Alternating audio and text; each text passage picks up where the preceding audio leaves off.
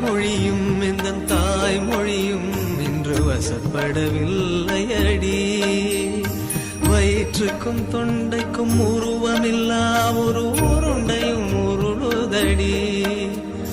காத்திருந்தால் எதிர்பார்த்திருந்தால் ஒரு நிமிஷமும் வருஷமடி.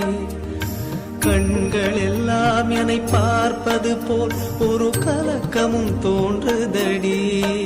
இது சொர்க்கமா நரகமா சொல்லடி உள்ளபடி.